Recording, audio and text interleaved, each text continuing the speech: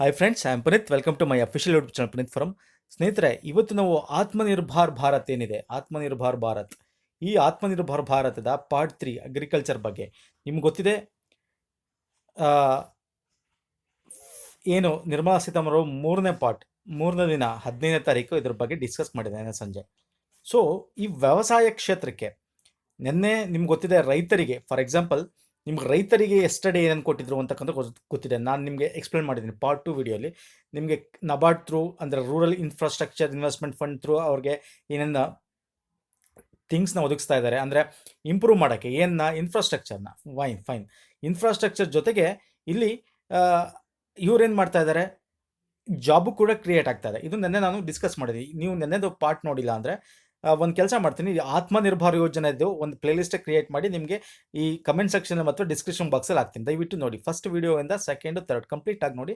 Very important for exam perspective ಇಂದ. Okay, so ಇದನ್ನು ನಾನು ನೆನ್ನೆ ಡಿಸ್ಕಸ್ ಮಾಡಿದ್ದೀನಿ. ಕಿಸಾನ್ ಕ್ರೆಡಿಟ್ ಕಾರ್ಡ್ ಆಗಿರ್ಬೋದು, ಮತ್ತು ಇನ್ಫ್ರಾಸ್ಟ್ರಕ್ಚರ್ ಫಂಡ್ಸಿಂದ ಹೆಂಗೆ ರೂರಲ್ಗೆ ದುಡ್ಡು ಹರಿದು ಹೋಗುತ್ತೆ, ಅಂದರೆ ಗ್ರಾಮೀಣ ಪ್ರದೇಶಕ್ಕೆ ದುಡ್ಡು ಹೆಂಗೆ ಹರಿವಾಗುತ್ತೆ, ಹೆಂಗೆ ದುಡ್ಡಿಂದ ಒಂದು ಜಾಬ್ ಅಂತಂದರೆ ಏನು ಎಂಪ್ಲಾಯ್ಮೆಂಟ್ ಜನ್ರೇಷನ್ ಆಗುತ್ತೆ, ಇದ್ರ ಬಗ್ಗೆ ಕಂಪ್ಲೀಟ್ ಡೀಟೇಲ್ ನಿಮಗೆ ಕೊಟ್ಟಿದ್ದೀನಿ. ಫೈನ್. ಸೊ ಅಗ್ರಿಕಲ್ಚರಲ್ಲಿ ಇನ್ನೊಂದೇನೋ ಅಂದರೆ MSP ಬಗ್ಗೆ ಆಗಿರ್ಬೋದು, ಮತ್ತು ಕಿಸಾನ್ ಫಂಡ್ ಟ್ರಾನ್ಸ್ಫರ್ ಬಗ್ಗೆ ಇದನ್ನ ಎಕ್ಸ್ಪ್ಲೇನ್ ಮಾಡಿರೋದು. ಇದು ನನ್ನ ವಿಡಿಯೋದಲ್ಲೇ ಎಲ್ಲ ಆಲ್ಮೋಸ್ಟ್ ಕವರ್ ಆಗಿದೆ. ಸೊ ಇನ್ನು ಮುಖ್ಯವಾಗಿ ಈ ಅಗ್ರಿಕಲ್ಚರ್ಗೆ ಹೋಗೋಕ್ಕಿಂತ, ವ್ಯವಸಾಯಕ್ಕೆ ಹೋಗೋಕ್ಕಿಂತ ಮುಂಚೆ ಅನಿಮಲ್ ಹಸ್ಬೆಂಡ್ರಿ ಬಗ್ಗೆ ಒಂದು ನೋಟ್ನ ಅವ್ರು ಮಾಡಿದ್ದಾರೆ.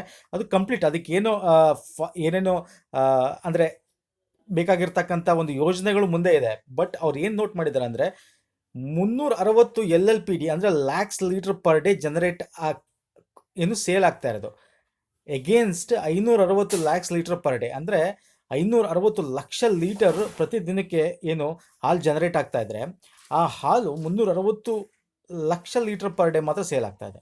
ಮತ್ತು ಈ ಮಿಕ್ಕಿದ್ದು ಏನಿದೆ ಇದು ಲಾಸಲ್ಲಿ ಹೋಗ್ತಾ ಇದೆ. ಸೊ ಅಂದರೆ ಅದನ್ನ ಪ್ರಿಸರ್ವ್ ಮಾಡಬೇಕು ಅಲ್ವಾ, ಅದಕ್ಕೆ ಇನ್ಫ್ರಾಸ್ಟ್ರಕ್ಚರ್ ಕ್ರಿಯೇಟ್ ಮಾಡಬೇಕಾಗತ್ತೆ. ಇನ್ಫ್ರಾಸ್ಟ್ರಕ್ಚರ್ ಅಂದ್ರೇನು, ನಮಗೆ ಆ ಶಿಥಿಲೀಕರಣದ ವ್ಯವಸ್ಥೆ ಆಗಿರ್ಬೋದು, ಅದನ್ನ ಪ್ರಿಸರ್ವ್ ಮಾಡಬೇಕು. ಹಾಲನ್ನ ಹಂಗೆ ಇಡೋಕ್ಕಾಗಲ್ಲ, ತುಂಬ ದಿನದ ತನಕ ಏನು ಮಾಡಬೇಕು, ಅದ್ರ ಪ್ರಾಡಕ್ಟ್ಸ್ನ ಮಾಡಬೇಕಾಗತ್ತೆ, ಮತ್ತು ಎಕ್ಸ್ಪೋರ್ಟ್ಗೆ ಒಂದು ಏನು ಮಾಡಬೇಕಾಗತ್ತೆ, ಉತ್ತೇಜನ ಕೊಡಬೇಕಾಗತ್ತೆ. ಸೊ ಅದಕ್ಕೆ ಇವ್ರು ಏನು ಮಾಡ್ತಾ ಇದ್ದಾರೆ ಅಂದರೆ, ಈ ಹಾಲು ಒಕ್ಕೂಟಗಳಿರ್ತದೆ ಕೋಆಪರೇಟಿವ್ ಸೊಸೈಟೀಸ್ಗಳಿಗೆ, ಅವ್ರಿಗೆ ಮುಖ್ಯವಾಗಿ ಏನು ಹೇಳ್ತಾ ಇದ್ದಾರೆ ಅಂತಂದರೆ, ಅವ್ರಿಗೆ ಹೇಳ್ತಾ ಇದ್ದಾರೆ 2% ಇಂಟ್ರೆಸ್ಟ್ ಸಬ್ವೆನ್ಷನ್ ಮಾಡ್ತೀವಿ ಅಂತ. ಅಂದರೆ ಅವ್ರು ಸಾಲ ತೊಗೊಂಡಿರ್ತಾರಲ್ಲ, ಈಗ ಬಿಕಾಸ್ ಅವ್ರಿಗೆ ದುಡ್ಡನ್ನ ಸೇಲ್ ಆದರೆ ದುಡ್ಡು ಜನರೇಟ್ ಆಗುತ್ತೆ, ಅದನ್ನು ಸಾಲ ತೀರಿಸ್ಬೇಕು ಅಂದರೆ ಒಂದು ಅವರು ಏನು ಸಾಲ ತೊಗೊಂಡಿರೋ ಡ್ಯೂರೇಷನ್ ಇರುತ್ತೆ ಅದ್ರೊಳಗೆ ತೀರಿಸಿದ್ರೆ ಅವ್ರಿಗೆ 2% ಇಂಟ್ರೆಸ್ಟ್ ಸಬ್ವೆನ್ಷನ್ ಇರುತ್ತೆ, ಅಂದರೆ 2% ಡಿಸ್ಕೌಂಟ್ ಇಂಟ್ರೆಸ್ಟಲ್ಲಿ ಸಿಗ್ತಕ್ಕಂಥದ್ದು. ಅಂದರೆ ಇದೇನು ಅಂತಂದರೆ ಒಂದು ರೀತಿ ದುಡ್ಡನ್ನ ಪೇ ಮಾಡಿ ಬೇಗ ಅಂತ ಹೇಳೋ ಒಂದು ರೀತಿ, ಜೊತೆಗೆ ನಿಮಗೆ ದುಡ್ಡನ್ನ ಕರೆಕ್ಟ್ ಟೈಮಲ್ಲಿ ನೀವು ಲೋನು ಇಂಟ್ರೆಸ್ಟ್ ಕಟ್ಟಿದ್ರೆ ನಿಮಗೆ ನಾವು ಒಂದಷ್ಟು ಇನ್ಸೆಂಟಿವ್ಸು ಕೂಡ ಕೊಡ್ತೀವಿ ಅನ್ನೋದೊಂದು. ಫೈನ್. ನಾವೇನು ಮಾಡೋಣ ಈಗ, ಫಿಶರಿಲಿ ಕೂಡ ಅದೇ ಸೇಮು. ನಾವು ಇದಕ್ಕಿಂತ ಡೀಟೇಲ್ ಆಗಿ ನಾವು 1 by 1 ಅಗ್ರಿಕಲ್ಚರ್ ಮುಖಾಂತರ ನೋಡ್ತಾ ಹೋಗೋಣ. ಫಸ್ಟು ಅಗ್ರಿಕಲ್ಚರ್, ವ್ಯವಸಾಯಕ್ಕೆ ಏನೇನು ಮಾಡಿದ್ದಾರೆ. ನಮ್ಮದು ವ್ಯವಸಾಯದಲ್ಲಿ ನಮ್ಮದು ಇದು ಪ್ರಾಥಮಿಕ ವಲಯ, ನಿಮ್ಗೆ ಗೊತ್ತಿದೆ, ಉತ್ಪಾದನಾ ವಲಯ ಅಂತಲೂ ಕೂಡ ಕರಿತೀವಿ. ಇಲ್ಲಿ ಅಗ್ರಿಕಲ್ಚರಲ್ಲಿ 40-45% ಅಷ್ಟು ಜನ ಈ ಒಂದು ಅರೌಂಡ್ 50% ಅಂತ ಕನ್ಸಿಡರ್ ಮಾಡ್ಕೋಬೋದು ನೀವು. ಅಷ್ಟು ಏನು ಕಾರ್ಮಿಕರು ಈ ಒಂದು ಕ್ಷೇತ್ರದಲ್ಲಿದ್ದಾರೆ. ಬಟ್ GDPಗೆ ಇದರ ಕೊಡುಗೆ ಎಷ್ಟು, ವೆರಿ ಲೆಸ್. ಎಷ್ಟು ಅಂತ ದಯವಿಟ್ಟು ಕಮೆಂಟ್ ಸೆಕ್ಷನ್ ತಿಳಿಸಿ. ಅಗ್ರಿಕಲ್ಚರಲ್ಲಿ GDPಗೆ ಎಷ್ಟು ಕೊಡುಗೆ ಸಿಗ್ತಾ ಇದೆ, ಮತ್ತು ನಮ್ಮ ಒಂದು ಕೈಗಾರಿಕಾ ಕ್ಷೇತ್ರದಿಂದ GDPಗೆ ಎಷ್ಟು, ಮಧ್ಯಮ ವಲಯ ಅಂತ ಏನು ಕರಿತೀವಿ, ಎಷ್ಟು ಪರ್ಸೆಂಟೇಜ್ ಅಷ್ಟು GDPಗೆ ಶೇರ್ ಆಗ್ತಾ ಇದೆ, ಮತ್ತು ಸೇವಾ ವಲಯ ಎಷ್ಟು ಪರ್ಸೆಂಟೇಜ್ GDPಗೆ ಶೇರ್ ಆಗ್ತಾ ಇದೆ. ಇದನ್ನು ದಯವಿಟ್ಟು ಕಮೆಂಟ್ ಸೆಕ್ಷನ್ ತಿಳಿಸಿ. ಇದನ್ನು ಆಲ್ರೆಡಿ ನಾನು ಎಕನಾಮಿಕ್ ಸರ್ವೆ ಮತ್ತು ಬೇರೆ ಬೇರೆ ಎಕನಾಮಿ ಸೀರೀಸ್ ವಿಡಿಯೋದಲ್ಲಿ ಮಾಡಿದ್ದೀನಿ. So this is for your homework. Okay, fine. Next, so ಇಲ್ಲಿ ಏನು ಹೇಳ್ತಾ ಇದೆ ಅಂದರೆ, ಈ ಒಂದು ಅಗ್ರಿಕಲ್ಚರ್ ಥಿಂಗ್ ಇವಾಗ ವ್ಯವಸಾಯಕ್ಕೆ ಅವ್ರು ಏನು ಬೆಳೆದಿದ್ದಾರೆ ಅದು ಸೇಲ್ ಆಗೋಕ್ಕೆ ಇನ್ಫ್ರಾಸ್ಟ್ರಕ್ಚರ್ ಇತ್ತು. ಅಂದರೆ ಇನ್ಫ್ರಾಸ್ಟ್ರಕ್ಚರ್ ಪ್ರಾಪರಾಗಿ ಬಿಲ್ಡ್ ಮಾಡಬೇಕು. ಇವಾಗ ಅಟ್ ಪ್ರೆಸೆಂಟ್ ಏನಾಗಿದೆ, ಈ ಒಂದು ಕೋವಿಡಿಂದ ನಮ್ಮ ಎಕಾನಮಿ ಡೌನ್ ಆಗಿದೆ. ನಮ್ಮ ಅಂದರೆ ಫುಲ್ ಪ್ರಪಂಚದ ಎಕಾನಮಿ ಡೌನ್ ಆಗಿದೆ. ಮತ್ತು ಇವ್ರು ಬೆಳೆದಿರ್ತಕ್ಕಂಥದ್ದು ಸೇಲ್ ಆಗಿಲ್ಲ, ತರಕ್ಕೆ ಇನ್ಫ್ರಾಸ್ಟ್ರಕ್ಚರ್ ಏನು ಬಂದಿತ್ತು, ಲಾಕ್ಡೌನ್ ಇತ್ತು, ಆಗಿಲ್ಲ. ಜೊತೆಗೆ ಇಲ್ಲಿ ಈ ಲಾಜಿಸ್ಟಿಕ್ ಥಿಂಗ್ಸ್ನು ಕೂಡ ಇನ್ನೂ ನಾವು ಹೆಚ್ಚು ಮುಂದುವರಿಸಬೇಕು. ಈಗ ನಮ್ಮ ಒಂದು ಎಕಾನಮಿ, ಈ ಫಾರ್ಮರ್ಸ್ ಇನ್ಕಮ್ನ 2022ಗೆ ಡಬಲ್ ಮಾಡಬೇಕು, ದ್ವಿಗುಣ ಮಾಡಬೇಕು. ನಿಮಗೆ ಗೊತ್ತಿದೆ, ಸರ್ಕಾರ ಹಮ್ಮಿಕೊಂಡಿದೆ ದ್ವಿಗುಣ ಮಾಡಬೇಕು 2022ಗೆ ಅಂತ. ಈ ಫಾರ್ಮರ್ಸ್ ಇನ್ಕಮ್ನ ದ್ವಿಗುಣ ಮಾಡಬೇಕು ಅಂತಂದರೆ ಏನು ಮಾಡಬೇಕು, ಅವ್ರಿಗೆ ಇನ್ಫ್ರಾಸ್ಟ್ರಕ್ಚರ್ ಪ್ರೊವೈಡ್ ಮಾಡಬೇಕು, ಅವ್ರಿಗೆ ಸಬ್ಸಿಡಿಯಲ್ಲಿ ಅವ್ರಿಗೆ ಬೇಕಾಗಿರ್ತಕ್ಕಂಥ ಏನು ವ್ಯವಸಾಯಕ್ಕೆ ಬೇಕಾಗಿರ್ತಕ್ಕ ಸಾಮಗ್ರಿನ ಒದಗಿಸ್ಬೇಕಾಗತ್ತೆ. ಜೊತೆಗೆ ಇನ್ಫ್ರಾಸ್ಟ್ರಕ್ಚರ್ ಅಂತಂದ್ರೆ ಏನು? ಅಂದ್ರೆ ಇನ್ಫ್ರಾಸ್ಟ್ರಕ್ಚರ್ ಅಂದ್ರೆ ಮೂಲಭೂತ ಸೌಕರ್ಯ ಅಂದ್ರೆ ಏನು? ಫ್ರಮ್ ಪ್ರೊಡ್ಯೂಸಿಂಗ್ ಇಂದ ಹಿಡಿದು ಉತ್ಪಾದಕತೆಯಿಂದ ಮಾರುಕಟ್ಟೆಗೆ ತಂದು ಮಾರಾಟದ ತನಕ. ಸೊ ಅಲ್ಲಿ ತನಕ ಏನೇನು ಬೇಕಾಗುತ್ತೆ ಚೈನ್ ಲಿಂಕ್ಸ್ಗಳಿರ್ತವೆ. ಅಂದರೆ ಅವ್ರು ಪ್ರೊಡ್ಯೂಸ್ ಮಾಡೋದು ಉಗ್ರಾಣಗಳಾಗಿರ್ಬೋದು, ಆಮೇಲೆ ಅದನ್ನ ಸಾಕ್ಸಕ್ಕೆ ಬೇಕಾಗಿರ್ತಕ್ಕಂಥ ಸಾರಿಗೆ ವ್ಯವಸ್ಥೆಗಳಾಗಿರ್ಬೋದು, ಅಂದರೆ ರೋಡ್ ವ್ಯವಸ್ಥೆ ಆಗಿರ್ಬೋದು, ಜೊತೆಗೆ ಅದನ್ನು ಕೆಡದೇ ರೀತಿ ಇಡತಕ್ಕಂಥ ಶಿಥಿಲೀಕರಣ ಆಗಿರ್ಬೋದು, ಮತ್ತು ಈ ರೀತಿ ಮಾರ್ಕೆಟಿಂಗ್ APMC ವ್ಯವಸ್ಥೆಗಳಾಗಿರ್ಬೋದು. ಸೊ ಇದೆಲ್ಲ ಇನ್ಫ್ರಾಸ್ಟ್ರಕ್ಚರ್ ಮೂಲಭೂತ ಸೌಕರ್ಯಗಳು ಬೇಕಾಗಿರ್ತಕ್ಕಂಥದ್ದು. ಸೊ ಇದನ್ನ ಏನೇನು ಸರ್ಕಾರ ಈ ಒಂದು ಪಾರ್ಟ್ 3 ಸ್ಕೀಮಲ್ಲಿ ಹೇಳಿದೆ, ಮೆಜರ್ಸ್ ಟು ಸ್ಟ್ರೆಂತ್ ಅಂದ infrastructure logistic and capacity building ಅಂತ ಹೇಳ್ತಾ ಇದೆ. ಸೊ ಒಂದೊಂದಾಗಿ ಡಿಸ್ಕಸ್ ಮಾಡ್ತಾ ಹೋಗೋಣ. ಇಲ್ಲಿ 1,00,000 ಕೋಟಿ ಅಗ್ರಿಕಲ್ಚರ್ ಇನ್ಫ್ರಾಸ್ಟ್ರಕ್ಚರ್ ಫಂಡ್ನ ಅವರು ಕೊಡ್ತಾ ಇದ್ದಾರೆ. ಸೊ ಏನಕ್ಕೆ ಕೊಡ್ತಾ ಇದ್ದಾರೆ ಅಗ್ರಿಕಲ್ಚರ್ ಇನ್ಫ್ರಾಸ್ಟ್ರಕ್ಚರ್ ಫಂಡ್ ಅಂದರೆ ಏನೇನಕ್ಕೆ ಇದು ಯೂಸ್ ಆಗುತ್ತೆ ಅಂತಂದರೆ, ಕೋಲ್ಡ್ ಚೈನ್ ನೋಡಿ, ನಾನು ನಿಮ್ಗೆ ಹೇಳಿದೆ, ಒಂದು ಶಿಥಿಲೀಕರಣ ಆಗಿರ್ಬೋದು, ಪೋಸ್ಟ್ ಹಾರ್ವೆಸ್ಟ್ ಅಂದರೆ ಕಟಾವ್ ಆದಮೇಲೆ ಅದನ್ನ ಹೆಂಗೆ ಇನ್ನು ಸೇವ್ ಮಾಡಬೇಕು, ನಮ್ಮ ಒಂದು ಅಗ್ರಿಕಲ್ಚರ್ ಥಿಂಗ್ಸ್ನ ಎಷ್ಟೊಂದು ನಮಗೆ 10% ಇಂದ 20% ಅಷ್ಟು ನಮಗೆ ಹಾಗೆ ಅದು ಪೋಲ್ ಆಗ್ತಾ ಇದೆ. ಅಂದರೆ ವಿತೌಟ್ ನಮಗೆ ಶಿಥಿಲೀಕರಣ ವ್ಯವಸ್ಥೆ ಇಲ್ಲದೆ ಮತ್ತು ಲಾಜಿಸ್ಟಿಕ್ ವ್ಯವಸ್ಥೆ ಇಲ್ಲದೆ, ಅಂದರೆ ಅದು ಒಂದು ಕಡೆ ಇನ್ನೊಂದು ಕಡೆ ಸಾಗಿಸೋ ವ್ಯವಸ್ಥೆ ಪ್ರಾಪರಾಗಿ ಇಲ್ಲದೆ ಎಷ್ಟೊಂದು ಒಂದು ರೂರಲ್ ಏರಿಯಾಗಳಲ್ಲಿ ಇವಾಗಲೂ ಕೂಡ ಲಾಸ್ ಆಗ್ತಾ ಇದೆ. ಸೊ ಇದನ್ನು ತಡಿಬೇಕು ಒಂದು. ಮತ್ತು ಈ 1,00,000 ಕೋಟಿ ಏನಿದೆಯಲ್ಲ, ಇದು ಎಲ್ಲೆಲ್ಲಿಗೆ ಇನ್ವೆಸ್ಟ್ ಮಾಡ್ತಾರೆ ಅಂತಂದರೆ ಅಗ್ರಿಕಲ್ಚರ್ ಇನ್ಫ್ರಾಸ್ಟ್ರಕ್ಚರ್ ಪ್ರಾಜೆಕ್ಟ್ಗೆ. ಅಂದರೆ ಅಗ್ರಿಕಲ್ಚರ್ ಇನ್ಫ್ರಾಸ್ಟ್ರಕ್ಚರ್ ಅಂದ್ರೇನು? ಇನ್ನು ಮೂಲಭೂತ ಸೌಕರ್ಯ ಅಂದರೆ ಅದು ರೋಡ್ ಆಗಿರ್ಬೋದು. ರೋಡು ಕೂಡ ಆ ಅಗ್ರಿಕಲ್ಚರಲ್ಲಿ ಈಗ ಒಂದು ಬೆಳೆ ಬೆಳೆದ ಮೇಲೆ ಅಲ್ಲಿಂದ ಒಂದು ತಾಲೂಕು ಬರಬೇಕಂದ್ರೆ ರೋಡ್ ಇರಲೇಬೇಕು. ಒಂದು ಲಾಜಿಸ್ಟಿಕ್ ಮತ್ತೇನು, ಫ್ರಮ್ ದ ಫಾರ್ಮ್ ಗೇಟ್ ಅಂದರೆ ಆ ರೈತರ ಒಂದು ಫಾರ್ಮಿಂದ ಹಿಡಿದು ಕೊನೆಗೆ ಆ ಸೆಲ್ ಮಾಡೋ ತನಕ ಏನೇನು ಬೇಕು, ಅಗ್ರಿಕಲ್ಚರ್ ಪಾಯಿಂಟ್ಸ್ ಆಗಿರ್ಬೋದು, ಪ್ರೈಮರಿ ಅಗ್ರಿಕಲ್ಚರ್ ಕೋಆಪರೇಟಿವ್ ಸೊಸೈಟಿ ಮೂಲಕ, ಫಾರ್ಮರ್ ಪ್ರೊಡ್ಯೂಸರ್ ಆರ್ಗನೈಸೇಷನ್ ಮೂಲಕ, ಅಗ್ರಿಕಲ್ಚರ್ ಎಂಟರ್ಪ್ರೈಸಸ್ ಮೂಲಕ ಈ ದುಡ್ಡನ್ನ ಇನ್ವೆಸ್ಟ್ ಮಾಡಬೇಕು ಅಂತ ಅಂದ್ಕೊಂಡಿದ್ದಾರೆ. ಹೆಂಗೆ ಅಂದರೆ, ಈಗ ಫಾರ್ಮರ್ ಪ್ರೊಡ್ಯೂಸರ್ ಆರ್ಗನೈಸೇಷನ್ ಡೀಟೇಲಾಗಿ ಹೋಗೋಲ್ಲ ಸ್ನೇಹಿತರೆ. FPO farmer producing of organisation ನಿಮ್ಗೆ ಗೊತ್ತಿದೆ. ಒಂದಷ್ಟು ರೈತರೇ ಸೇರ್ಕೊಂಡು ಮಾಡ್ತಕ್ಕಂಥದ್ದು, ಒಂದಷ್ಟು ಸಂಸ್ಥೆಗಳು ಸೇರಿಕೊಂಡು, ರೈತ ಸಂಸ್ಥೆಗಳು ಸೇರಿಕೊಂಡು ಮಾಡ್ತಕ್ಕಂಥದ್ದು. ಸೊ ಏನು ಇಲ್ಲಿ ಲ್ಯಾಂಡ್ನ ಮೊದಲೇ ಅವರು ಇಷ್ಟು ಅಂತ ದುಡ್ಡನ್ನ ಅಗ್ರಿಕಲ್ಚರ್ ಅಂದರೆ ವ್ಯವಸಾಯ ಮಾಡ್ತಕ್ಕಂಥ ರೈತರ ಜೊತೆ ಅಗ್ರಿಮೆಂಟ್ ಹಾಕೊಂಡ್ಬರ್ತಾರೆ. ನೀವು ಇದನ್ನು ಬೆಳೀರಿ, ಇಷ್ಟು ನಾವು ತೊಗೋತೀವಿ, ಇದ್ರ ರೇಟಿಗೆ ನಾವು ತೊಗೋತೀವಿ ಅಂತ ಮೊದಲೇ ಅವರು ಡಿಸೈಡ್ ಮಾಡ್ಕೊಂಡಿರ್ತಾರೆ. ಸೊ ಈ ರೀತಿ ಮಾಡಿದಾಗ ರೈತನಿಗೆ ಒಂದು ಏನು ಲಾಸ್ ಆಗೋದು ತಡಿಬೋದು ಅಂತ ಹೇಳಿ. ಸೊ ಇದನ್ನು ಅವ್ರು ಮಾಡ್ತಾ ಇರ್ತಕ್ಕಂಥದ್ದು ಒಂದು ಇನ್ಫ್ರಾಸ್ಟ್ರಕ್ಚರ್ ಆಗಿರ್ಬೋದು, ಮತ್ತು ಈ ಒಂದು ಆರ್ಗನೈಸೇಷನ್ ಸ್ಟ್ರೆಂಥನ್ ಮಾಡೋದು ಏನು, ಪ್ರೈಮರಿ ಅಗ್ರಿಕಲ್ಚರ್ ಕೋಆಪರೇಟಿವ್ ಸೊಸೈಟಿ ಅಂದರೆ ಅಗ್ರಿಕಲ್ಚರ್ಗೆ ಸಾಲ ಕೊಡಬೇಕಲ್ಲ. ಸೊ ಅಂತನ್ನ ಸ್ಟ್ರೆಂತ್ ಮಾಡಬೇಕು, ಅವ್ರಿಗೆ ದುಡ್ಡನ್ನ ಇನ್ಫ್ಯೂಷನ್ ಮಾಡಬೇಕು. ಜೊತೆಗೆ ಫಾರ್ಮರ್ಸ್ ಪ್ರೊಡ್ಯೂಸರ್ ಆರ್ಗನೈಸೇಷನ್ ಆಗಿರಬೇಕು. ಆ ಒಂದು ಫಾರ್ಮರ್ ಪ್ರೊಡ್ಯೂಸರ್ ಆರ್ಗನೈಸೇಷನ್ಗೂ ಒಂದು ರೀತಿ ಉತ್ತೇಜನ ಕೊಡ್ತಕ್ಕಂಥ, ನೀವು ಮಾಡಿ, ನಾವು ನಿಮ್ಮಿಂದ ಇರ್ತೀವಿ ಅಂತೇಳಿ. ಅಗ್ರಿಕಲ್ಚರ್ ಎಂಟರ್ಪ್ರೈಸಸ್ಗಳೇನಾಗಿರ್ಬೋದು, ಸ್ಟಾರ್ಟಪ್ಸ್ಗಳೇನಾಗಿರ್ಬೋದು, ಅಗ್ರಿಕಲ್ಚರ್ ಸ್ಟಾರ್ಟಪ್ಸ್ ಅಂತ ಏನು ಕರಿತೀವಿ. ಸೊ ಆ ಎಲ್ಲ ಒಂದು ವಲಯಗಳಲ್ಲೂ ಕೂಡ ಅಗ್ರಿಕಲ್ಚರ್ ರಿಲೇಟೆಡ್ ವಲಯಗಳನ್ನ ಅವರು ಪ್ರೋತ್ಸಾಹ ಮಾಡ್ತಾ ಇರ್ತಕ್ಕಂಥದ್ದು, ಅದ್ರ ಮುಖಾಂತರ ದುಡ್ಡನ್ನ ಇನ್ವೆಸ್ಟ್ ಮಾಡ್ತಾ ಇರ್ತಕ್ಕಂಥದ್ದು ಒಂದು. ಇನ್ನೊಂದೇನು, ಮೈಕ್ರೋ ಫುಡ್ ಎಂಟರ್ಪ್ರೈಸಸ್ ಅಂತ ಹೇಳಿ, ಅಂದರೆ 10,000 ಕೋಟಿನ ಇನ್ವೆಸ್ಟ್ ಮಾಡ್ತಾ ಇರೋದು ಯಾರಿಗೆ, formalisation of micro food enterprises ಅಂತೇಳಿ. ಇಲ್ಲಿ ಏನು ಮೈಕ್ರೋ ಫುಡ್ ಎಂಟರ್ಪ್ರೈಸಸ್ ಅಂದರೆ ಇದರ ಅರ್ಥ ಏನು ಅಂತಂದರೆ, ಮೈಕ್ರೋ ಫುಡ್ ಎಂಟರ್ಪ್ರೈಸಸ್ ಅಂತಂದರೆ ಸಣ್ಣ ಸಣ್ಣ ಫುಡ್ನ, ಅಂದರೆ ಒಂದು ಆಹಾರ ಪದಾರ್ಥಗಳನ್ನ ತಯಾರು ಮಾಡ್ತಕ್ಕಂಥ ಇದು ಏನಕ್ಕೆ ಅಂದರೆ, ಈಗ ಪ್ಯಾಕೇಜ್ಡ್ ಫುಡ್ ಅಂತ ಏನು ಕರಿತೀವಿ ನಾವು, ಪ್ಯಾಕೇಜ್ ಫುಡ್. ಈಗ ಫಾರ್ ಎಕ್ಸಾಂಪಲ್ ನೀವು ಈಗ ಯಾವ್ದಾದ್ರು ಒಂದು ಪದಾರ್ಥ, ಈಗ ಇಲ್ಲಿ ಕೊಟ್ಟಿದೆ ನೋಡಿ, ಕ್ಲಸ್ಟರ್ ಬೇಸ್ಡ್ ಅಪ್ರೋಚ್. ಅಂದರೆ ಈಗ ಮ್ಯಾಂಗೋ UP ತುಂಬ ಫೇಮಸ್ ಅಂತೆ, ಕೇಸರ್ ಇನ್ ಜಮ್ಮು ಕಾಶ್ಮೀರ. ಸೊ ಇದನ್ನು ಪ್ಯಾಕೇಜ್ಡ್ ಸಣ್ಣ ಸಣ್ಣ ಉದ್ಯಮಗಳು ಪ್ಯಾಕೇಜ್ ಮಾಡಿ ಇದನ್ನು ಸೇಲ್ ಮಾಡ್ತಾರೆ.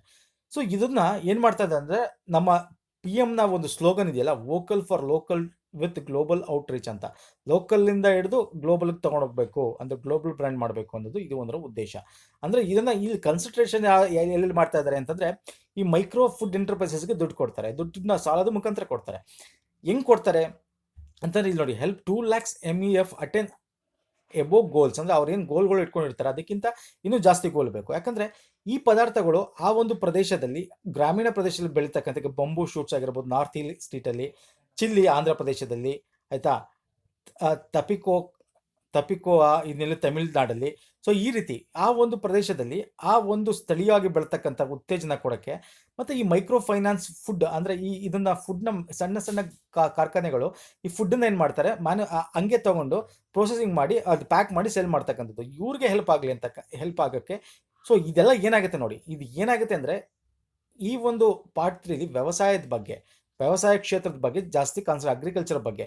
ಇಲ್ಲಿ ವ್ಯವಸಾಯಕ್ಕೆ ಅಂದ ತಕ್ಷಣ ಬರೀ ನಾವು ಭತ್ತ, ರಾಗಿ, ಬೇಳೆ, ಕಾಳುಗಳು ಅಂತಲ್ಲ, ಅದ್ರ ರಿಲೇಟೆಡ್ ವ್ಯವಸಾಯೇತರ ರಿಲೇಟೆಡ್ ಏನು, ಅನಿಮಲ್ ಹಸ್ಬೆಂಡ್ರಿ ಅಂತ ಹೇಳ್ತೀವಿ. ಅಂದರೆ ಏನು ಪಶುಸಂಗೋಪನೆ ಆಗಿರ್ಬೋದು, ಮತ್ತು ಬೇರೆ ಈ ಫ್ರೂಟ್ಸ್ ವೆಜಿಟೇಬಲ್ಸ್ಗಳಾಗಿರ್ಬೋದು, ಮತ್ತು ಇವಾಗ ಏನು ಹೇಳಿದೆ ಈ ಮೈಕ್ರೋ ಫೈನಾನ್ಸ್ ಅಂದರೆ ಈ ರೀತಿ ಒಂದು ಸಂಸ್ಥೆಗಳಾಗಿರ್ಬೋದು, ಅಂದರೆ ಅಗ್ರಿಕಲ್ಚರ್ ರಿಲೇಟೆಡ್ ಸಂಸ್ಥೆಗಳನ್ನ ಪ್ರೋತ್ಸಾಹ ಮಾಡ್ತಾ ಇರೋದು. ಇಲ್ಲಿ ಒಂದು ಅರ್ಥ ಈ ಒಂದು ಎಕಾನಮಿನ ಡೆವಲಪ್ ಮಾಡೋದು. ಇನ್ನೊಂದು 2022ಕ್ಕೆ ನಮ್ಮ ಫಾರ್ಮರ್ಸ್ನ ಇನ್ಕಮ್ನ, ರೈತರ ಒಂದು ಆದಾಯನ ದ್ವಿಗುಣ ಮಾಡ್ತಕ್ಕಂಥದ್ದು ಏನು ಟಾರ್ಗೆಟ್ ಇಟ್ಕೊಂಡಿದೆ ಅದನ್ನು ಅಚೀವ್ ಮಾಡೋಕ್ಕೆ.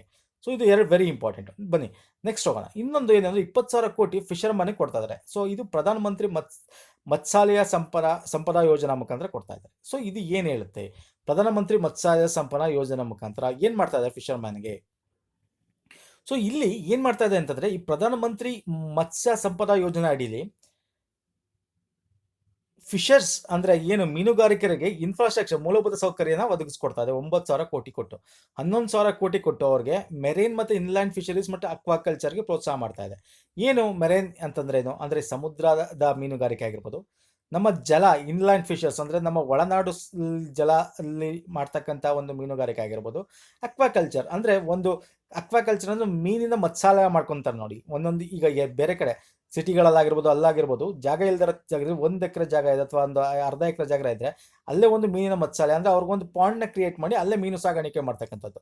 ಸೊ ಇಂಥವ್ರು ಮುಂದೆ ಬಂದು ಅವ್ರಿಗೆ ಸಾಲ ಕೂಡ ತಗೋಬೋದು ಈ ಪ್ರಧಾನಮಂತ್ರಿ ಮತ್ಸ್ಯಾಲಯ. ಅಂದರೆ ಇದೆಲ್ಲ ಏನಂದರೆ ಈ ಒಂದು ಸಾಲ ಯೋಜನೆ ಇದೆಯಲ್ಲ, ಇವಾಗ ಅದನ್ನು ಸ್ವಲ್ಪ ಈಸಿ ಮಾಡ್ತಾ ಇದ್ದಾರೆ ಈ ಒಂದು ಪ್ರೆಸೆಂಟ್ ಎಕಾನಮಿಕ್ ಕಂಡೀಷನಿಂದ. ಅಂದರೆ ಬೇಗ ಸಾಲ ಕೊಡ್ತಕ್ಕಂಥದ್ದಾಗಿರ್ಬೋದು, ಮತ್ತು ಕಮ್ಮಿ ಅವ್ರದ್ದು ಡಾಕ್ಯುಮೆಂಟ್ಸ್ ಇಸ್ಕೊಳ್ಳೋದಾಗಿರ್ಬೋದು, ಮತ್ತು ಹೆಚ್ಚು ಸಾಲ ಕೊಡ್ತಾ ಇರ್ತಕ್ಕಂಥದ್ದಾಗಿರ್ಬೋದು ಒಂದು.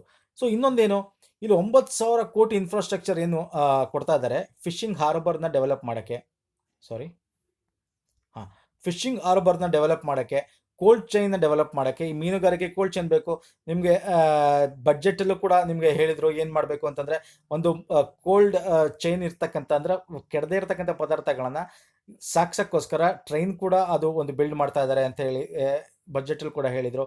ಸೊ ಆ ರೀತಿ culture, seaweed farming, ornament fisheries as well as new fishing vessels, ಎಲ್ಲ ರೀತಿ ಲ್ಯಾಬ್ರೇಟರಿ ನೆಟ್ವರ್ಕ್. ಸೊ ಎಲ್ಲ ಒಂದು ಮೀನುಗಾರಿಕೆಗೆ ಏನೇನು ಬೇಕು ಎಂಡ್ ಟು ಎಂಡ್ ಕನೆಕ್ಟಿವಿಟಿ, ಅದನ್ನು ಮೀನನ್ನು ಹಿಡಿಯೋದಿಂದ ಹಿಡಿದು ಅದು ಕೊನೆಗೆ ಸೇಲ್ ಮಾಡ್ತಂಕ, ಅಂದರೆ ಅದನ್ನು ತಂದು ಲಾಜಿಸ್ಟಿಕ್ ಅಂದರೆ ಅದನ್ನು ತಂದು ಶೀತೀಕರಣ ವ್ಯವಸ್ಥೆಯಿಂದ ಒಂದು ಜಾಗದಿಂದ ಇನ್ನೊಂದು ಜಾಗಕ್ಕೆ ಸಾಗಿಸೋಕ್ಕೆ, ಜೊತೆಗೆ ಎಕ್ಸ್ಪೋರ್ಟ್. ನಿಮಗೆ ಗೊತ್ತಿದೆ ನಮ್ಮ ಭಾರತ ಕೂಡ ಮೀನಿನ ಒಂದು ಉತ್ಪಾದನೆಯಲ್ಲಿ ಪ್ರಮುಖವಾಗಿ ಇರ್ತಕ್ಕಂಥ 5 ದೇಶಗಳಲ್ಲಿ ಒಂದು ಕೂಡ. ಸೊ ಇಲ್ಲಿ ಏನಾಗುತ್ತೆ, ಈ next will lead to additional fish production of 70 lakhs ton over ಮುಂದಿನ 5 ವರ್ಷಗಳಲ್ಲಿ. ಇಷ್ಟನ್ನು ನಾವು ಟಾರ್ಗೆಟ್ ಮಾಡ್ಕೋಬೇಕು. ಮತ್ತೆ ಹೆಚ್ಚಾಗಿ ಇದರಿಂದ ಜಾಬ್ ಕೂಡ ಕ್ರಿಯೇಷನ್ ಆಗುತ್ತೆ ನೋಡಿ. ಮೀನು ಹಿಡಿಯೋರು ಇವಾಗ ಆಲ್ರೆಡಿ ಏನಿರ್ತಾರೆ ಅದನ್ನು ಸಾಕ್ಸಕ್ಕೆ ಬೇಕು ಜನಗಳು, ಅದಕ್ಕೇನು ಇನ್ಫ್ರಾಸ್ಟ್ರಕ್ಚರ್ ಕ್ರಿಯೇಟ್ ಮಾಡಬೇಕು, ಅದರಿಂದ ಜಾಬ್ ಸಿಗುತ್ತೆ. ಅದನ್ನು ಎಕ್ಸ್ಪೋರ್ಟ್ ಮಾಡಬೇಕು ಅಂತಂದ್ರೆ ಒಂದು ಜಾಗದಿಂದ ಒಂದು ಜನಕ್ಕೆ, ಮತ್ತು ಇದಕ್ಕೆ ಬೇಕಾಗಿರ್ತಕ್ಕಂಥ ಒಂದು ಶೀತಲೀಕರಣ ವ್ಯವಸ್ಥೆ ಮಾಡಿಕೊಳ್ಳೋದಕ್ಕೂ ಕೂಡ ದುಡ್ಡು ಕೊಡೋದ್ರಿಂದ ಏನಾಗುತ್ತೆ, ಇಲ್ಲೂ ಕೂಡ ಜಾಬ್ ಕ್ರಿಯೇಟ್ ಆಗುತ್ತೆ. ಸೊ ಫೈನಲಿ ಏನಾಗುತ್ತೆ, ಎಂಪ್ಲಾಯ್ಮೆಂಟ್ ಜಾಬ್ ಕೂಡ ಸಿಗ್ತಕ್ಕಂಥದ್ದು. Fine. Next national animal diseases control programme ಕೂಡ ಮಾಡ್ತಾ ಇದ್ದಾರೆ. ಅಂದರೆ ಪಶುಸಂಗೋಪನೆಯಲ್ಲಿ ನಿಮ್ಗೆ ಗೊತ್ತು, ಬ್ರುಸೋಲೈಸಿಸ್ ಅಂತಕ್ಕಂಥದ್ದು ಒಂದು ಫುಟ್ ಮತ್ತು ಮೌತ್ ಡಿಸೀಸಸ್ ಅಂತ ಬರುತ್ತೆ. ಸೊ ಕಾಲು ಮತ್ತು ಬಾಯಿ ರೋಗ ಅಂತ ಬರ್ತಕ್ಕಂಥದ್ದು ಈ ಒಂದು ಹಸುಗಳಲ್ಲಿ. ಸೊ ಅದನ್ನು ಕೂಡ ತಡೆಯೋಕ್ಕೆ ವ್ಯಾಕ್ಸಿನೇಷನ್ನ 100% ವ್ಯಾಕ್ಸಿನೇಷನ್ ಕೊಡ್ತಾ ಇದ್ದಾರೆ. Cattle, buffalo, sheep, goat, pig ಎಲ್ಲದಕ್ಕೂ ಕೂಡ ಈ ಒಂದು ಡಿಸೀಸನ್ನ ತಡೆಯೋಕ್ಕೋಸ್ಕರ ಅದಕ್ಕೆ ಇಷ್ಟು ದುಡ್ಡನ್ನ ಇನ್ವೆಸ್ಟ್ ಮಾಡ್ತಾ ಇದ್ದಾರೆ ಅಂತ ಹೇಳ್ತಾ ಇದ್ದಾರೆ. ಸೊ ಇದು ಫ್ರೀಯಾಗಿ ಕೂಡ ಮಾಡ್ತಕ್ಕಂಥದ್ದು ಒಂದು. Next animal husband infrastructure development. So ಇದು ಒಂದು ರೋಗಗಳನ್ನು ತಡೆಯೋದಾಯಿತು. ಮತ್ತು ಈ ಪಶುಸಂಗೋಪನೆ ಬೆಳೆಸೋಕ್ಕೋಸ್ಕರ ಅದಕ್ಕೂ ಕೂಡ ಮೂಲಭೂತ ಸೌಕರ್ಯ ಬೇಕಲ್ಲ. ಈಗ ಪಶುಸಂಗೋಪನೆ ಅಂದ ತಕ್ಷಣ ಮಾಂಸಕ್ಕಾಗಿ ಅಂತಲ್ಲ, ಹಾಲು ಆಗಿರ್ಬೋದು, ಮಿಲ್ಕ್ ಆಗಿರ್ಬೋದು. ಮತ್ತು ಪಶುಸಂಗೋಪನೆ ಅಂದ ತಕ್ಷಣ ಬರೀ ಹಸುಗಳು ಅಂತಲ್ಲ, ಇಲ್ಲಿ ಏನಾಗುತ್ತೆ, ಕೋಳಿಗಳು ಕೂಡ ಸೇರ್ತಕ್ಕಂಥದ್ದಾಗಿರ್ಬೋದು, ಅಥವಾ ಕುರಿ ಮತ್ತು ಹಂದಿ, ಇದೆಲ್ಲ ಕೂಡ ಇದರಲ್ಲಿ ಅಡಿಯಲ್ಲಿ ಬರ್ತಕ್ಕಂಥದ್ದು. ಸೊ ಇಲ್ಲಿ ಮಿಲ್ಕ್ ಪ್ರೊಡಕ್ಷನ್ಗೆ ಏನೇನು ಬೇಕು, ಪ್ರೈವೇಟ್ ಇನ್ವೆಸ್ಟ್ಮೆಂಟ್ಗೆ, ಡೈರಿ ಪ್ರೊಡಕ್ಷನ್ಸ್ಗೆ, ಡೈರಿ ಮಾಡೋಕ್ಕೋಸ್ಕರ ಅದನ್ನು ಕೂಡ ಸ್ಮಾಲ್ ಡೈರಿಗಳು ಮಾಡೋಕ್ಕೆ ಅದಕ್ಕೂ ಕೂಡ ದುಡ್ಡು ಸಪೋರ್ಟ್ ಮಾಡ್ತಾ ಇದ್ದಾರೆ ನೋಡಿ. Animal husband infrastructure development fund of 15,000 crore will be setup. 15,000 ಕೋಟಿ ಇದಕ್ಕೆ ಸೆಟಪ್ ಮಾಡ್ತಾ ಇದ್ದಾರೆ. ಅಂದರೆ ಈ ಒಂದು ಅಗ್ರಿಕಲ್ಚರ್, ವ್ಯವಸಾಯದ ಕ್ಷೇತ್ರ ಮತ್ತು ವ್ಯವಸಾಯೇತರ ಕ್ಷೇತ್ರಗಳೇನಿದೆ ಗ್ರಾಮೀಣ, ಅಂದರೆ ಮುಖ್ಯವಾಗಿ ಇದನ್ನು ಇಟ್ಕೊಂಡಿರೋದೇನು ಅಂತಂದರೆ ವ್ಯವಸಾಯ ಮತ್ತು ಅಗ್ರಿಕಲ್ಚರ್ ರಿಲೇಟೆಡ್ ಏನೇನು ಒಂದು ಉದ್ಯಮಗಳಿವೆ ಅದನ್ನು ಟಾರ್ಗೆಟ್ ಮಾಡ್ತಾ ಇರ್ತಕ್ಕಂಥದ್ದು ಈ ಒಂದು ಪಾರ್ಟ್ 3 ವಿಡಿಯೋದಲ್ಲಿ ಅವರು. ಅಂದರೆ ಅದಕ್ಕೆ ದುಡ್ಡನ್ನ ಹೆಚ್ಚು ಇನ್ವೆಸ್ಟ್ ಮಾಡ್ತಾ ಇರ್ತಕ್ಕಂಥದ್ದು. Fine. Next promotion of herbal cultivation. ನೋಡಿ, ಹರ್ಬಲ್ ಅಂತಕ್ಕಂಥದ್ದು ಈಗ ನಮ್ಮ ಒಂದು ಆಯುಷ್ ನಿಮ್ಗೆ ಗೊತ್ತಿದೆ, ಆಯುಷ್ ಸಚಿವಾಲಯ ಗೊತ್ತಿದೆ. ಸೊ ಅಲ್ಲಿ Ayurveda is very important. Ayurveda base ನಮ್ಮ ಭಾರತ. ಸೊ ಈ ರೀತಿ ಆಯುಷ್ನ ಡೆವಲಪ್ ಮಾಡಬೇಕು ಅಂತಂದರೆ, ಆಯುರ್ವೇದನ ಡೆವಲಪ್ ಮಾಡಬೇಕು ಅಂದರೆ ಇಲ್ಲಿ ಅದಕ್ಕೆ ಬೇಕಾಗಿರುತ್ತೆ ಹರ್ಬಲ್ಸ್ ಬೇಕು. ಸೊ ಅದರಿಂದ ಮಾಡೋದ್ರಿಂದ ಏನಾಗುತ್ತೆ, ಈಗ ಹೆಂಗೆ ಹೋಮಿಯೋಪತಿ ಈಸ್ ವೆರಿ ಬಿಗ್, ಅದೇ ರೀತಿ ನಮ್ಮ ಒಂದು ಆಯುರ್ವೇದನ ಡೆವಲಪ್ ಮಾಡಿದ್ರೆ ನಾವು ಪ್ರಪಂಚಕ್ಕೆ ನಮ್ಮ ಕೊಡುಗೆನ ತಲುಪಿಸ್ಬೋದು. ಸೊ ಆಯುರ್ವೇದ ಡೆವಲಪ್ ಮಾಡುತ್ತೆ ಅಂದ ತಕ್ಷಣ ಅದಕ್ಕೆ ಕಲಿಯೋದು ಕಲಿಕೆ ಒಂದು ಇಂಪಾರ್ಟೆಂಟ್ ಆಗಲ್ಲ, ಅದಕ್ಕೆ ಬೇಕಾಗಿರ್ತಕ್ಕಂಥ ಗಿಡಮೂಲಿಕೆಗಳು ಇಂಪಾರ್ಟೆಂಟ್ ಆಗ್ತವೆ. ಅದಕ್ಕೆ ಹರ್ಬಲ್ ಕಲ್ಟಿವೇಷನ್ಗೆ 4,000 ಕೋಟಿ ಕೊಡ್ತಾ ಇದ್ದಾರೆ. ಸೊ ಇದರಿಂದ ಏನಾಗುತ್ತೆ ಅಂದರೆ ಹರ್ಬಲ್ ಈಗ ಎಲ್ಲಿ ಬೆಳೆಯುತ್ತೆ, ಒಂದು ಬೆಟ್ಟಗಾಡು ಪ್ರದೇಶ ಆಗಿರ್ಬೋದು, ಮತ್ತು ಎಲ್ಲಿ ಅಂದರೆ ಬುಡಕಟ್ಟು ಜನಾಂಗದವ್ರಿಗೆ ಹರ್ಬಲ್ ಯಾವ್ದು ಅಂತ ಗೊತ್ತಿರುತ್ತೆ, ಸೊ ಆ ಪ್ರದೇಶ. ಸೊ ಅಲ್ಲಿ ದುಡ್ಡು ಇನ್ವೆಸ್ಟ್ ಮಾಡಿದಾಗ ಏನಾಗುತ್ತೆ, ಈ ನ್ಯಾಷನಲ್ ಮೆಡಿಸಿನ್ ಪ್ಲಾನ್ಸ್ ಬೋರ್ಡ್ ಏನಿದೆ, ಇದು ಈ ಒಂದು ಇದನ್ನ ಕೈಗೆತ್ಕೊಳ್ತಾ ಇರ್ತಕ್ಕಂಥದ್ದು. ಅವಾಗ ಏನಾಗುತ್ತೆ, ಅಲ್ಲೂ ಕೂಡ ಜಾಬ್ ಕ್ರಿಯೇಷನ್ಸು ಕೂಡ ಆಗುತ್ತೆ. ಇಲ್ಲಿ ಜಾಬ್ ಕ್ರಿಯೇಷನ್ನು ಆಗಬೇಕು, ಎಕನಾಮಿನ ಡೆವಲಪ್ ಆಗಬೇಕು, ಎರಡನ್ನು ಒಂದು ಕಲ್ಲಲ್ಲಿ ಎರಡು ಏಟು ಹೊಡೆದಂಗೆ. ಸೊ ಎಲ್ಲ ರೀತಿ ಆಗಬೇಕು ಅಂತಕ್ಕಂಥದ್ದು ಗೌರ್ಮೆಂಟ್ನ ಒಂದು ಇನಿಷಿಯೇಟಿವ್. ಫೈನ್. ನೆಕ್ಸ್ಟ್ ಏನು ಹೇಳ್ತಾ ಇದೆ ಗೌರ್ಮೆಂಟು, ಬೀ ಕೀಪಿಂಗ್ ಇನಿಷಿಯೇಟಿವ್ ಅಂತ ಹೇಳ್ತಾರೆ. ಇದು ಕೂಡ ಒಂದು ಏನು ಜೇನು ಸಾಕಣೆ, ಇದರಿಂದ ಕೂಡ ದುಡ್ಡು ಬರ್ತಕ್ಕಂಥದ್ದು. ಅದಕ್ಕೂ ಕೂಡ ಎಷ್ಟು ಲಕ್ಷ 500 ಕೋಟಿ ಇನ್ವೆಸ್ಟ್ ಮಾಡ್ತಾ ಇದ್ದಾರೆ. ಸೊ ಇಲ್ಲಿ be keeping increase yield and quality ಕ್ರಾಪ್ಸ್ನ ಮಾಡಬೇಕು, ಅದರಿಂದ ಬರ್ತಕ್ಕಂಥ ವ್ಯಾಕ್ಸ್ ಹನಿ ಆಗಿರ್ಬೋದು, ಮತ್ತು ಅದು ಪ್ರೊಡ್ಯೂಸ್ ಮಾಡ್ತಕ್ಕಂಥ ವ್ಯಾಕ್ಸ್ನ ಯೂಸ್ ಮಾಡೋಕ್ಕೆ ಆಗಿರ್ಬೋದು. ಅದಕ್ಕೆ ಗೌರ್ಮೆಂಟ್ ಏನೇನು ಇನ್ಫ್ರಾಸ್ಟ್ರಕ್ಚರ್ ಡೆವಲಪ್ ಮಾಡ್ತಾರೆ ಅಂತಕ್ಕಂಥದ್ದನ್ನ ಇಲ್ಲಿ ಹೇಳಿದ್ದಾರೆ. Government will implement a scheme for infrastructure development related to integrated bee keeping development centres. ಅಂದರೆ ಏನು ಬೀ ಕೀಪಿಂಗ್ ಡೆವಲಪ್ಮೆಂಟ್ ಸೆಂಟರ್ಸ್ ಇದೆ, ಅದಕ್ಕೆ ಏನೇನು ಮೂಲಭೂತ ಸೌಕರ್ಯ ಬೇಕು, ಅದು ಕಲೆಕ್ಷನ್ ಆಗಿರ್ಬೋದು, ಪ್ರೊಡಕ್ಷನ್, ಈಗ ಎಷ್ಟೊಂದು ಕಡೆ ಪ್ರೊಡಕ್ಷನ್ ಮಾಡ್ತಾ ಇದ್ದಾರೆ, ಮತ್ತು ಸ್ಟೋರೇಜ್ಗೆ ಹೆಂಗೆ ಮಾಡಬೇಕು, ಹಾರ್ವೆಸ್ಟ್ ಹೆಂಗೆ ಮಾಡಬೇಕು, ಅದನ್ನ ಪೋಸ್ಟ್ ಹಾರ್ವೆಸ್ಟ್ ಅಂದರೆ ಅದರಿಂದ ಏನು ಜೇನನ್ನ ತುಪ್ಪನ ಹೆಂಗೆ ತೆಗಿಬೇಕು, ಅಡಿಷನಲ್ ಫೆಸಿಲಿಟೀಸ್ ಏನು ಕೊಡಬೇಕು, ಅದಕ್ಕೆ ಏನೇನು ಬೇಕು. ಜೊತೆಗೆ ಇದರಲ್ಲಿ ವುಮನ್ ಅಂದರೆ ಹೆಂಗಸರಿಗೆ, ಮಹಿಳೆಯರಿಗೆ ಹೆಚ್ಚು ಪ್ರೋತ್ಸಾಹ ಕೊಡ್ತಾ ಇರ್ತಕ್ಕಂಥದ್ದು, ಅವರು ಇದರಲ್ಲಿ ಇನ್ವಾಲ್ವ್ ಆಗ್ಬೋದು. ಇದರಿಂದ ಅವ್ರಿಗೆ ಜಾಬ್ ಕ್ರಿಯೇಷನ್ಸು ಆಗುತ್ತೆ, ವುಮೆನ್ ಡೆವಲಪ್ಮೆಂಟು ಆಗುತ್ತೆ, ವುಮೆನ್ ಎಂಪವರ್ಮೆಂಟು ಕೂಡ ಆಗುತ್ತೆ ಅಂತಕ್ಕಂಥದ್ದು. ಫೈನ್. ನೆಕ್ಸ್ಟ್ ಏನು ಹೇಳ್ತಾ ಇದೆ, ಟಾಪ್ ಟು ಟೋಟಲ್ ₹500 crore ಅಂತ ಹೇಳ್ತೀವಿ. ಟಾಪ್ ಅಂದರೆ ನಿಮ್ಗೆ ಗೊತ್ತಿದೆ, ಒಂದು ಸೆಕೆಂಡ್. ಟಾಪ್ ಅಂದರೆ ಇದು ನಿಮಗೆ ಗೊತ್ತಿದೆ, ಟೊಮೆಟೊ, ಆನಿಯನ್, ಪೊಟ್ಯಾಟೊ, ಇದು ಡೈಲಿ ಆಕ್ಟಿವ್ಸ್ಗೆ ಬೇಕಾಗಿರ್ತಕ್ಕಂಥ, ಇದನ್ನ ರೆಗ್ಯುಲೇಟ್ ಮಾಡ್ತಾ ಇದೆ ಏನು ನಮ್ಮ ಭಾರತ ಸರ್ಕಾರ. ಇದ್ರ ಜೊತೆಗೆ ಆಲ್ ಫ್ರೂಟ್ಸ್ ಮತ್ತು ವೆಜಿಟೇಬಲ್ನು ಸೇರಿಸ್ತಾ ಇದೆ, ಅದಕ್ಕೆ ಟೋಟಲ್ ಅಂತ ಇಟ್ಟಿದ್ದಾರೆ. ಅಂದರೆ ಈಗ ಟಾಪಿಂದ ಟಾಪ್ ಅಂತಕ್ಕಂಥ ಏನೋ ಒಂದು ಆಪರೇಷನ್ ಗ್ರೀನ್ಸ್ ಅಂತಿತ್ತು, ಈ ಆಪರೇಷನ್ ಗ್ರೀನ್ನ ಟೋಟಲ್ಗೂ ಕೂಡ ಟೋಟಲ್ ಅಂತ ಮಾಡ್ತಾ ಇದ್ದಾರೆ.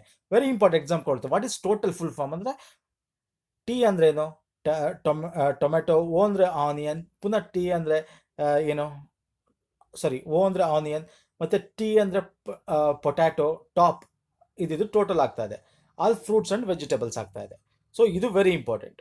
ಸೊ ಇಲ್ಲಿ ಏನು ಇಂಪಾರ್ಟೆಂಟ್ ಅಂತಂದರೆ, ಇಲ್ಲಿ ಡಿಸ್ಟ್ರೆಸ್ ಸೇಲ್ಸ್ ಅಂದರೆ ನಿಮಗೆ ಪೆರಿಷಬಲ್ ಐಟಮ್ಸ್, ಈ ಕೋವಿಡ್ ಪೆರಿಷಬಲ್ ಅಂದರೆ ಬೇಗ ಕೆಟ್ಟೋಗುತ್ತೆ. ಸೊ ಈ ಒಂದು ಫ್ರೂಟ್ಸ್ ಆಗಿರ್ಬೋದು, ವೆಜಿಟೇಬಲ್ಸ್ ಆಗಿರ್ಬೋದು, ಏನಿದೆ ಈ ಒಂದು ಇನ್ಫ್ರಾಸ್ಟ್ರಕ್ಚರ್ ಬಿಲ್ಡ್ ಮಾಡಬೇಕು. ಯಾಕಂದರೆ ಇವಾಗ ನಿಮ್ಗೆ ಗೊತ್ತಿದೆ, ಈ ಒಂದು ವೆಜಿಟೇಬಲ್ಸ್ ಇದನ್ನು ಬೆಳೆದಿರತಕ್ಕಂಥವ್ರು ಲಾಸಲ್ಲಿದ್ದಾರೆ. ಯಾಕೆ ಹೇಳಿ, ಈ ಒಂದು ಬಂದಿಂದ, ಲಾಕ್ಡೌನಿಂದ 3 ಮಂತಿಂದ ಇದು ಅವ್ರಿಗೆ ಸೇಲ್ ಮಾಡೋಕ್ಕಾಗದೆ ಅವ್ರದ್ದು ಹೋಗಿದೆ, ಅಂದರೆ ಅವರ ಇನ್ಕಮ್ ಜನರೇಟ್ ಆಗಿಲ್ಲ, ಅವ್ರಿಗೆ ಲಾಸ್ ಆಗಿದೆ. ಸೊ ಇದೆಲ್ಲ ಒಂದು ಕನ್ಸಿಡರ್ ಮಾಡಿಕೊಂಡು ಅದಕ್ಕೆ ಏನು ಬೇಕು ದುಡ್ಡು, ಅದಕ್ಕೆ ವ್ಯಾಲ್ಯೂ ಸಪ್ಲೈ ಚೈನ್ ಏನು ಬೇಕು, ಮುಂದೆ ಹೆಂಗೆ ಅದನ್ನು ಹೈ ಇನ್ಕಮ್ ಬರೆಸ್ಬೇಕು ಈ ಫಾರ್ಮರ್ಸ್ಗೆ, ಅದ್ರ ಬಗ್ಗೆ ಕಾನ್ಸಂಟ್ರೇಟ್ ಮಾಡ್ತಾ ಇರ್ತಕ್ಕಂಥದ್ದು. ಸೊ ಇಲ್ಲಿ ಸ್ಕೀಮ್ ಫೀಚರ್ಸ್ ವಿಲ್ ಬಿ, ಅದು ಸ್ಕೀಮ್ ಏನು ಕೊಡ್ತಾ ಇದೆ ಈ ಟೋಟಲ್ ಅಂತಕ್ಕಂಥ ಸ್ಕೀಮು, ಅದ್ರಲ್ಲಿ 50% subsidy and transportation from surplus to deficit markets. So ನಿಮ್ಗೆ ಗೊತ್ತಿದೆ, ಈಗ ನಾವು ಟಾಪ್ ಆಪರೇಷನ್ ಗ್ರೀನಲ್ಲಿ ಏನು ಇಟ್ಕೊಂಡಿದ್ರು ಅಂದರೆ ಟೊಮೆಟೊ, ಆನಿಯನ್, ಪೊಟ್ಯಾಟೋಲಿ ಅದನ್ನ ಒಂದು ಬೆಳಿಬೇಕೊಂದು, ಜೊತೆಗೆ ಅದು ಮೇನ್ ಬೇಕಾಗಿರ್ತಕ್ಕಂಥ ಅಡುಗೆ ಸಾಮಾನುಗಳು, ಎಸೆನ್ಷಿಯಲ್ ಥಿಂಗ್ಸು, ಅದನ್ನು ಎಲ್ಲಿ ಜಾಸ್ತಿ ಬೆಳೀತಾರೆ, ಎಲ್ಲಿ ಕಮ್ಮಿ ಇರುತ್ತೆ ಅಲ್ಲಿಗೆ ಸಪ್ಲೈ ಮಾಡ್ತಕ್ಕಂಥದ್ದು. ಆಪರೇಷನ್ ಗ್ರೀನ್ಸ್ ಅಂದರೆ ಅದು, ಮತ್ತು ಅದು ಎನಿ ಟೈಮ್ ಪ್ರತಿ ಒಂದು ವರ್ಷದಲ್ಲಿ ಎಲ್ಲ ಸೀಸನಲ್ಲೂ ಸಿಗಬೇಕು, ಆ ರೀತಿ ಅದನ್ನು ಏನು ಮಾಡ್ಕೋಬೇಕು, ಸ್ಟಾಕ್ಸ್ನ ಪೈಲ್ ಮಾಡಬೇಕು ಅಂತಕ್ಕಂಥದ್ದು ಗೌರ್ಮೆಂಟ್ನ ಆಪರೇಷನ್ ಗ್ರೀನ್ ಆಗಿತ್ತು. ಈಗ ಅದನ್ನ ವೆಜಿಟೇಬಲ್ ಮತ್ತು ಇದಕ್ಕೂ ಮಾಡ್ತಾ ಇದ್ದಾರೆ. ಇಲ್ಲಿ ಏನು ಹೇಳ್ತಾ ಇದ್ದಾರೆ ಅಂದರೆ 50% ಸಬ್ಸಿಡಿ ಕೊಡ್ತಾ ಇದ್ದಾರೆ ಟ್ರಾನ್ಸ್ಪೋರ್ಟೇಷನ್ಗೆ, ಅಂದರೆ ಎಲ್ಲಿ ಜಾಸ್ತಿ ಬೆಳೀತಾರೆ, ಎಲ್ಲಿ ಕಮ್ಮಿ ಬೆಳೆದಿರ್ತಾರೆ, ಎಲ್ಲಿ ಶಾರ್ಟೇಜ್ ಇದೆ, ಅಲ್ಲಿಂದ ಇಲ್ಲಿಗೆ ಅವ್ರು ಸಾಗಿಸಿದ್ರೆ ಅವ್ರಿಗೆ 50%. ಈ ಲಾಜಿಕ್ಸ್ ಟ್ರಾನ್ಸ್ಪೋರ್ಟೇಷನ್ ಕಾಸ್ಟ್ ಏನಾಗುತ್ತೆ, ಅದು 50% ಸಬ್ಸಿಡಿ ಸಿಗುತ್ತೆ. ಜೊತೆಗೆ 50% subsidy on storage including cold storage. ಈಗ ಯಾರು ಈ ಒಂದು ಪದಾರ್ಥಗಳನ್ನು ಕೋಲ್ಡ್ ಸ್ಟೋರೇಜ್ ಮಾಡ್ತಾ ಇದ್ರೆ, ಅಂದರೆ ಶೀತಲೀಕರಣ ವ್ಯವಸ್ಥೆನ ಯಾರು ಒಂದು ಸಂಸ್ಥೆ ಆಗಿರ್ಬೋದು, ಆ ರೈತನೇ ಆಗಿರ್ಬೋದು, ಅವನು ಸಾಲ ತೊಗೊಂಡು ಇದನ್ನು ಕೋಲ್ಡ್ ಸ್ಟೋರೇಜ್ ಮಾಡ್ತೀನಿ ಅಂದರೆ ಅದಕ್ಕೆ 50% ಸಬ್ಸಿಡಿ ಏನು ಬೇಕು ಅದನ್ನು ಸರ್ಕಾರನೇ ಕೊಡ್ತಾ ಇದೆ, ಸಬ್ಸಿಡಿ ಕೊಡ್ತಾ ಇದೆ. ಮತ್ತು ಇದು pilot for 6 months will be expanded and extend, ಅಂದರೆ 6 months ತನಕ ಇದನ್ನು ಯೋಜನೆ ಇಟ್ಕೊಂಡಿದ್ದಾರೆ, ಬಟ್ ಇದನ್ನ ಎಕ್ಸ್ಪಾಂಡ್ ಮಾಡ್ತೀವಿ ಅಂತ ಹೇಳ್ತಾ ಇದ್ದಾರೆ. Better price realisations to farmer, reduce wages, affordable and products for consumers. So that ಏನಾಗುತ್ತೆ ಅಂತಂದರೆ, ಈಗ ಈ ಒಂದು ಸಬ್ಸಿಡಿಗಳಿಂದ ಏನಾಗುತ್ತೆ, ಈ ಬೆಳೆಯತಕ್ಕಂಥ ರೈತರಿಗೂ ಕೂಡ ಒಳ್ಳೆ ದುಡ್ಡು ಸಿಗ್ತಕ್ಕಂಥ, ಅಂದರೆ ಅವ್ರಿಗೆ ಒಳ್ಳೆ ಪ್ರೈಸ್ ಸಿಗುತ್ತೆ, ವ್ಯಾಲ್ಯೂ ಸಿಗುತ್ತೆ. ಅದೇ ರೀತಿ ಈ ಒಂದು ಎಲ್ಲಿ ಜಾಸ್ತಿ ಇರುತ್ತೆ ಸರ್ಪ್ಲಸ್, ಎಲ್ಲಿ ಕಮ್ಮಿ ಇರುತ್ತೆ ಅಲ್ಲಿಗೆ ಸಾಗಿಸೋದ್ರಿಂದ ಅಲ್ಲಿನ ಪ್ರದೇಶ ಕನ್ಸ್ಯೂಮರ್ಸ್ಗೂ ಕೂಡ ಒಂದು ರೀತಿ ಒಳ್ಳೆ ಬೆಲೆಯಲ್ಲಿ ಸಿಗುತ್ತೆ, ಅಂದರೆ ಕಮ್ಮಿ ಬೆಲೆಯಲ್ಲಿ ಸಿಗುತ್ತೆ. ಕಮ್ಮಿ ಜಾಸ್ತಿ ಬೆಲೆ ಕೊಟ್ಕೊಂಡು ತಗೊಳಕ್ಕಂತ ಒಂದು ಇದು ಹೋಗಲ್ಲ. ಸೊ ಅದರಿಂದ ಇದು ಕೂಡ ಸ್ಕೀಮು ವೆರಿ ಇಂಪಾರ್ಟೆಂಟ್. ಸೊ ಇಷ್ಟೆಲ್ಲ ಮಾಡಿ ಇದು ಗೌರ್ಮೆಂಟ್ ಆ್ಯಂಡ್ ಅಡ್ಮಿನಿಸ್ಟ್ರೇಟಿವ್ ರಿಫಾರ್ಮ್ಸು ಕೂಡ ವೆರಿ ಇಂಪಾರ್ಟೆಂಟ್ ಆಗುತ್ತೆ. ಏನು ಗೌರ್ಮೆಂಟ್ ಅಡ್ಮಿನಿಸ್ಟ್ರೇಟಿವ್ ರಿಫಾರ್ಮ್ಸ್? ಈಗ ಫೈನ್, ನಾವೇನು ನೋಡಿದ್ವಿ ಇಲ್ಲಿ ವ್ಯವಸಾಯಕ್ಕೆ ಏನೇನೋ ಯಾವ್ಯಾವ ಏರಿಯಾ ಕಾನ್ಸಂಟ್ರೇಟ್ ಮಾಡ್ತಾ ಇದೀವಿ ಅಂತ ನೋಡಿದ್ವಿ, ಏನೇನು ದುಡ್ಡು ಕೊಡ್ತಾರೆ, ಎಕ್ಸಾಮಲ್ಲಿ ಎಷ್ಟು ಕೋಟಿ ಕೊಡ್ತಾ ಇದಾರೆ ಅಂತ ಅದೇನು ಕೇಳಕ್ಕೆ ಹೋಗಲ್ಲ ಸ್ನೇಹಿತರೆ, ಬಟ್ ತಿಳ್ಕೊಂಡಿರಿ ಅಷ್ಟೇ. ಬಟ್ ಇಲ್ಲಿ ಅದಕ್ಕೆಲ್ಲ ದುಡ್ಡು ಕೊಟ್ಟರೆ ಆಗಲಿಲ್ಲ. ಇವಾಗ ನಮ್ಮ ಒಂದು ಏನು ಪಾಲಿಸೀಸ್ ಇದೆ, ಒಂದು ಅಷ್ಟು ಶಾಸನಗಳಿವೆ, ಅದನ್ನು ಬದಲಾಯಿಸಬೇಕಾಗುತ್ತೆ. ಅಡ್ಮಿನಿಸ್ಟ್ರೇಟಿವ್ ರಿಫಾರ್ಮ್ ಮಾಡಬೇಕು. ನಮ್ಮ ಆಡಳಿತದ ಒಂದು ಸ್ಟ್ರಕ್ಚರ್ನ ಅವರು ಸುಧಾರಣೆ ಮಾಡಬೇಕಾಗುತ್ತೆ. ಯಾಕಂದರೆ ಫಾರ್ ಎಕ್ಸಾಂಪಲ್ ಇವಾಗ ಹೇಳ್ತಾ ಇದ್ದೀನಿ ನೋಡಿ, amendments to essential commodity act ಮಾಡಬೇಕು. What is essential commodity act ಅಂದರೆ, ನಮಗೆ ಎಸೆನ್ಷಿಯಲ್ ಅಂದ್ರೆ ಬೇಕಾಗಿರ್ತಕ್ಕಂಥ ಏನು ಕಮೋಡಿಟೀಸ್ ಅಂದ್ರೆ ಒಂದಷ್ಟು ಸಾಮಗ್ರಿಗಳನ್ನ ಒಂದು ಆ್ಯಕ್ಟ್ನ ಮಾಡಿದರು 1955ರಲ್ಲಿ, ಆಯಿತಾ.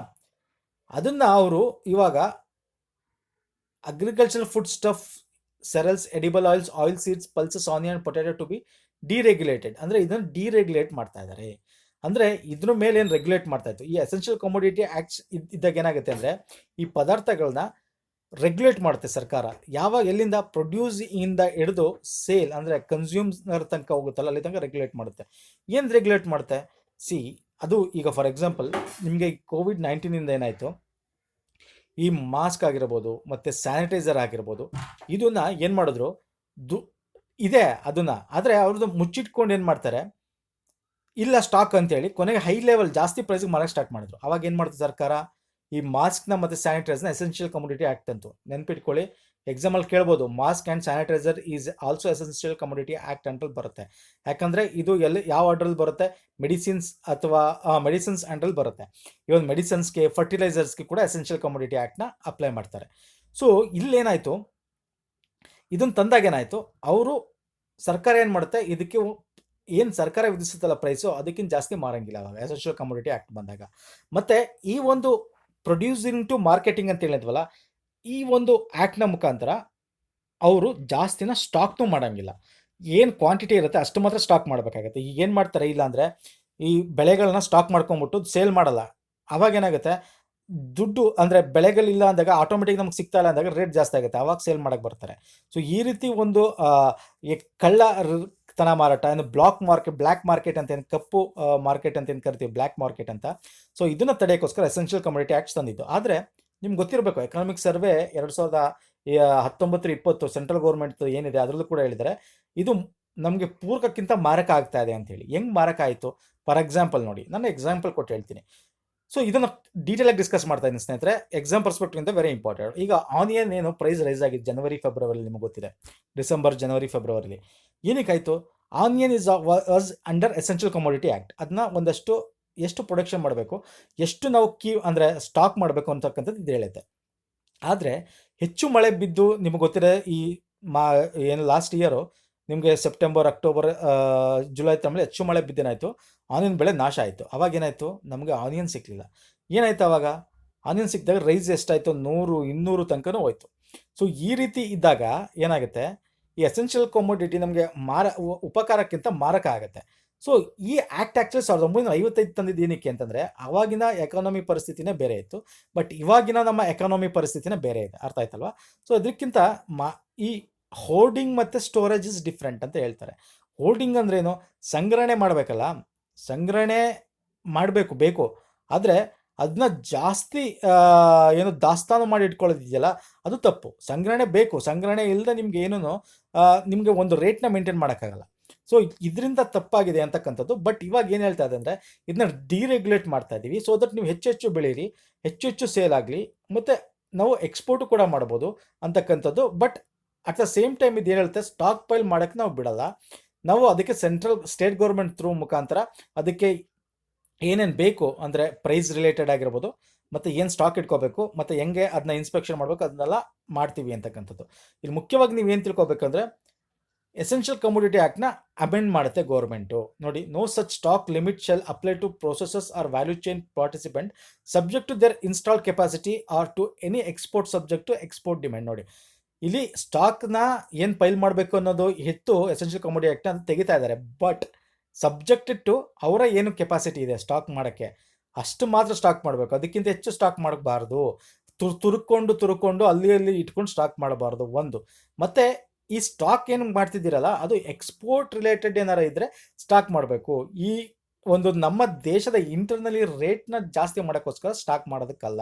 ಸೊ ಇದೆಲ್ಲ ಒಂದಷ್ಟು ಅಮೆಂಡ್ಮೆಂಟ್ನ ತರ್ತಾ ಇದ್ದಾರೆ ಇದಕ್ಕೆ ಎಸೆನ್ಷಿಯಲ್ ಕಮೋಡಿಟಿ ಆ್ಯಕ್ಟ್. ಇದು ವೆರಿ ಇಂಪಾರ್ಟೆಂಟ್.